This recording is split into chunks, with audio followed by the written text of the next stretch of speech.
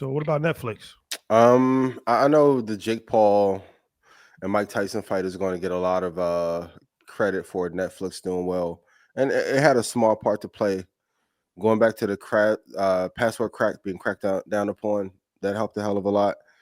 But I think they're just operating at a very high level. It's interesting to see the NFL now take on the NBA for that Christmas Day viewership. Mm-hmm. All of a sudden, we get a Beyonce halftime performance on Christmas Day. For everyone who's wondering, this is the real home run. Like the Jake Paul fight, that was a test.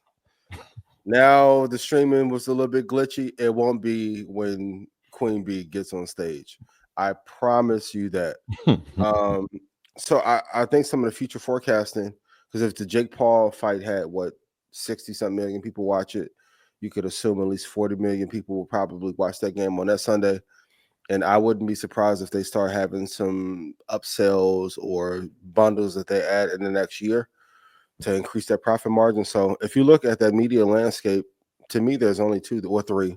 There's Apple, YouTube, and Netflix. And if you're looking at like streaming, they're the ones who really made streaming incredibly popular. So companies being ran incredibly well. Profit margins are getting better. They saved a lot of money or brought a lot of money in by cracking down on the password sharing, Mm-hmm. which became like a mandatory innovation for everybody in that space. And they're the leader in that streaming space. Like Netflix is TV, YouTube is TV, Time Warner, Comcast, Xfinity. I don't know. You got to figure something out for this Comcast Netflix. they're trying to split the companies up. I think you nailed it. When you look at the Jake Paul thing happened just last week, right? And so we saw some growth there, but Netflix has been on the tear. Over the past year, they've revenue has grown over $10 billion, which is a 41% increase, right? We're talking about 41% increase for a company that's absolutely ridiculous. The crackdown on the passcode sharing has only helped to have new subscribers, right? So the person who you used to share your code with can't be part of it anymore. They've added 5.1 million new subscribers, which brought them to nearly 283 million globally. What that means is that there's more eyes. And when you have more eyes, you can do something that you didn't mention, but I'm sure you will recognize is that the growth in the ad revenue.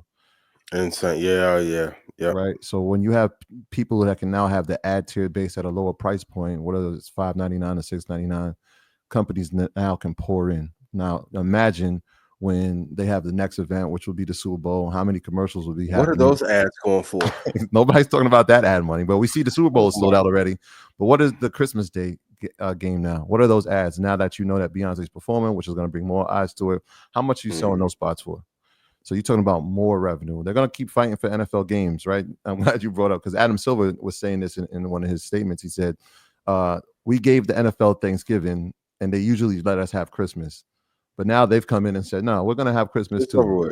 Right? Thanksgiving is ours and Christmas is ours too. And we already know how much the NFL dominates. But that ad revenue piece is very important. And we're just going to see that grow as more subscribers come in. More live events happen. There's going to be more ad space, which brings more dollars. As more people move away from linear TV, you're going to see them start spending inside of streaming, specifically with Netflix.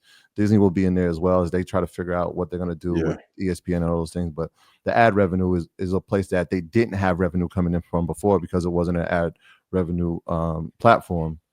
Now we found new ways to make money, and they've cut costs on some of the things that they used to put out, right? Like you don't see not too many, but as many Netflix original movies as they were doing maybe 2 to 3 years ago because the amount of money it cost to put them out, plus what they were paying actors, right? That has come down. So you cut costs and take in revenue.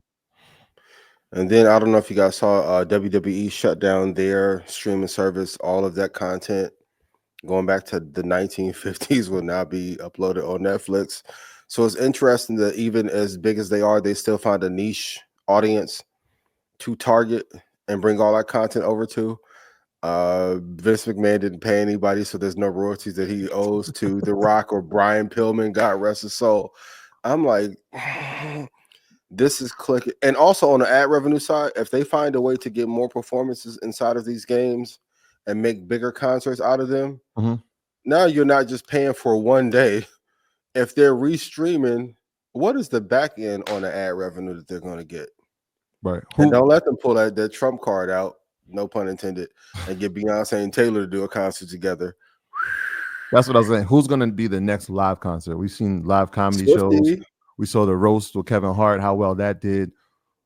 Amazon did the Kendrick show, but who will be the next live show, the next live tour? In Japan would be kind of crazy. Maybe it's an Australian tour.